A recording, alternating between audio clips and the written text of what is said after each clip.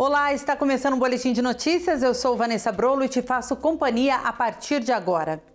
Curitiba, Goiânia e Salvador vão ser as próximas capitais a receberem o sinal da internet 5G. A partir dessa semana, a deliberação ocorreu durante reunião da Agência Nacional de Telecomunicações, a Anatel. A decisão de liberar mais 3 capitais é do grupo de trabalho que acompanha, dentro da Anatel, a implantação de soluções para problemas de interferência. De acordo com a agência, até o dia 29 de agosto, outras 4 capitais devem estar aptas a receber o sinal: Florianópolis, Palmas, Rio de Janeiro e Vitória. Por cautela, 15 capitais tiveram a data de ativação do 5G adiada para o fim de novembro, pois são necessárias ações de desocupação da faixa e a diminuição de possíveis interferências nas estações. Nós temos que tomar todo o cuidado do mundo, porque pode demorar alguns dias e essas capitais não conseguirem ser liberadas. E isso causa interferência, por exemplo, a hora que se liga o sinal de 3,5 GHz numa capital, todas as emissoras de TV que têm FSS na localidade, que são estações satelitais terrenas profissionais, sofrerão interferência, então seria um caos. A internet 5G já está em operação em Brasília, Belo Horizonte, João Pessoa, Porto Alegre e São Paulo. A expectativa é que, a partir de janeiro de 2023, cidades acima de 500 mil habitantes também tenham sinais ativados. A tecnologia brasileira tem ajudado a levar conhecimento a regiões remotas do planeta. O sistema une professores que vivem em cidades com mais estrutura e alunos de locais que vão do interior da Amazônia até a África. Na sala de aula, um professor, alunos e um monitor conectado na internet. Quem dá a aula é o professor do estúdio. O conteúdo é transmitido ao vivo para várias turmas espalhadas por locais remotos, como, por exemplo, no interior da Amazônia. Os alunos conseguem, com a ajuda da telinha, ter aulas de matemática, geografia ou química. Todo o processo é acompanhado presencialmente pelo educador da turma. É o chamado ensino presencial mediado por tecnologia. A parte mais gratificante é saber que o resultado chegou lá na ponta. A aula com qualidade chegou ao município e à comunidade das regiões mais distantes desse Amazonas imenso. Eu não me vejo fora do colégio pra nada, então desde pequena eu vejo meu pai assim, a vida que ele tem com a minha mãe é muito sofrida, aí eu fico pensando assim, eu quero uma coisa diferente pra mim. Esta ferramenta também é usada em São Paulo e em cidades do Rio. A tecnologia desenvolvida por uma empresa brasileira agora está sendo exportada para a África do Sul. O sistema, comprado pelo projeto africano, vai chegar a 13 mil alunos de quase 500 escolas públicas do interior da província Gauteng, onde fica a maior cidade do país, Joanesburgo. É uma região que tem várias pessoas que não têm acesso à internet, com muitas localidades bem precárias. Então, nós estamos fornecendo o mesmo modelo.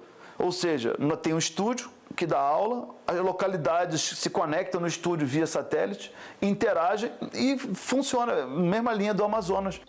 Em Rio do Sul, Santa Catarina, um agricultor apaixonado pelo trabalho no campo tem investido na autossustentabilidade da propriedade e no meio ambiente. Ao todo, são 14 hectares de terra mantidos diariamente pelo seu Albano. O agricultor veio para o bairro Bonfim em 1983 e continua no trabalho quase 4 décadas depois. Aos 73 anos, ainda tira cerca de 140 sacas de milho por safra. Também mantém um pequeno rebanho de ovelhas e alguns animais, tudo para consumo próprio. Quase todo o trabalho por aqui é feito por ele. A minha produção é como quase sempre foi, né? Mas é milho para silagem e grão, né? E daí a gente tem alguma coisa de criação de bovinos e ovelha e um suíno para o gasto. Essa é a nossa produção nessa propriedade. Agricultura familiar mesmo, não é? Exatamente, é essa agricultura que, na verdade, é uma questão social, né? Não é uma profissão, mas a gente na reta final da vida fica satisfeito que tem ocupação. Nos últimos anos, para modernizar a propriedade, o agricultor investiu em equipamentos de energia solar e captação de água da chuva. Essas 2 caixas armazenam 20 litros e a propriedade ainda conta com mais. Porque, na verdade, para mim, o grande problema é a água, que eu tenho pouca água, esse terreno é ruim de água. E, além disso, também o custo que foi a energia, com as bandeiras e mais a sobretaxa que foi implantada, a gente começou a ter problema de alto custo, tal, né? O preço dos fertilizantes que está 3 vezes maior do que a outra safra. E a semente também praticamente dobrou de preço.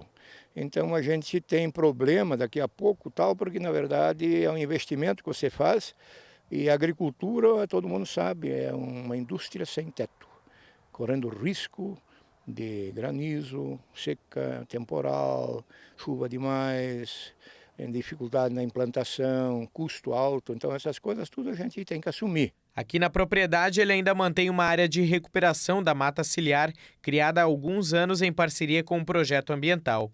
Para o seu Albano, ser agricultor familiar é uma questão social, uma atividade que precisa ser mantida e, assim como a natureza, cada vez mais preservada. Eu, por exemplo, venho aqui para Santa Catarina em 1972, 25% no máximo de pessoas que moravam no Alto Vale moravam em cidade.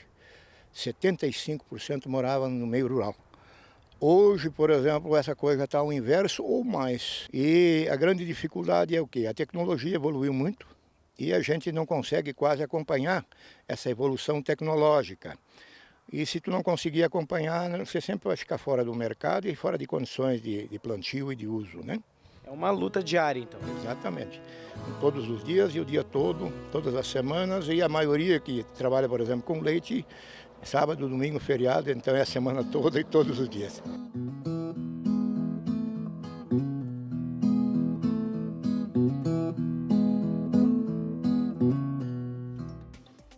Arte no Mar Morto, isso mesmo. Uma artista israelense usa objetos do cotidiano que, depois de um tempo imersos no Mar Morto, ficam cobertos de cristais de sal.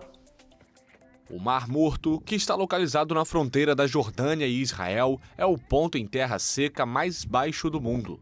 A mais de 400 metros sob o nível do mar, o local foi escolhido pela artista israelense Sigalit Landau como ateliê.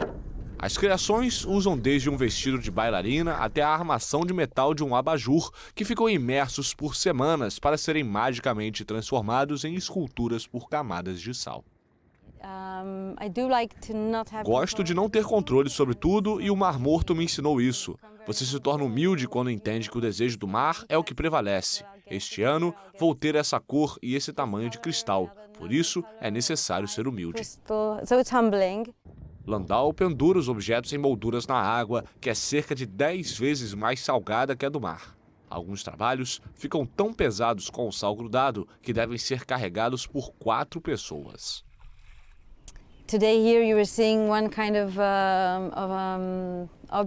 Aqui você vê um tipo de objeto feito de arame farpado. Na verdade, são farpas que são muito ameaçadoras e afiadas. Também é possível notar como elas se tornaram bastante revestidas e meio seladas, nevadas, parecendo escamosas. Parece leve, mas é extremamente pesado. Então essas águas são realmente um laboratório.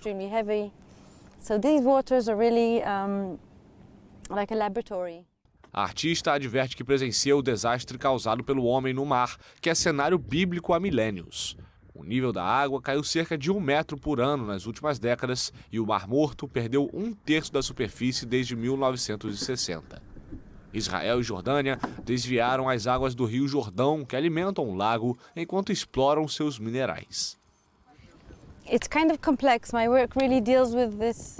É meio complexo. Meu trabalho realmente lida com isso. Eu chamo de multicamadas. A arte pode ser específica sobre certas questões sociais, políticas e ecológicas. Para mim, é como um cristal. Há todas essas coisas que se juntam, a pessoa e a comunidade, o político e o pré-histórico.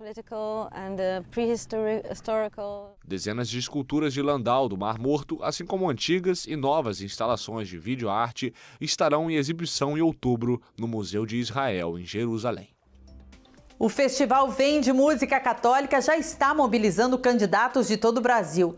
E você vai ver agora uma parte da produção do troféu que será entregue ao vencedor e que está sendo feito por um escultor. Acompanhe. A união perfeita entre força e sensibilidade é a marca do trabalho desse escultor. E é das mãos habilidosas dele que sairá o grande troféu do Festival Vem, Voz, Evangelização e Música, o maior festival de música católica do Brasil, que vai revelar vozes e canções. O Luiz Gagliastri abraçou a missão de produzir a obra de arte que vai contemplar os vencedores. Um convite marcante em sua carreira. Foi um prazer e um orgulho muito grande, porque eu cresci, né, na fé católica, meus pais, e toda a minha obra ela é inspirada na natureza e nos ensinamentos que o nosso grande mestre nos passou. Por isso que eu sempre trabalho com a parte de ecologia. Eu faço projetos, né, que lutam pela preservação do meio ambiente. Escultor há mais de 35 anos, o Luiz já produziu cerca de 25 mil peças. Aprendeu técnicas de fundição em bronze e alumínio nos Estados Unidos. E hoje se destaca como um dos maiores artistas do Brasil e do exterior. Ele conta como funciona o processo de produção do troféu. Tudo começa com o desenho, um esboço da ideia. Após a aprovação, é hora de tirar do papel. O processo seguinte é a modelagem em argila. A gente completa a modelagem com um molde, faz um molde em cima dessa peça modelada em gesso, reproduz a peça em parafina. Essa parafina é retocada, ela é envolvida com materiais refratários de gesso, né, até formar um bloco. Esse bloco vai para uma estufa. O alumínio é derretido no forno a 725 graus e colocado nos blocos com formatos dos elementos do troféu. E é aqui que a obra começa a ganhar vida. Aí depois que você teve a peça esfriada, né, você rompe o bloco e você fica com a peça bruta. Aí você vai cortar os canais da peça e fazer os lixamentos até chegar no polimento, que é a fase final. E aí, ficou curioso?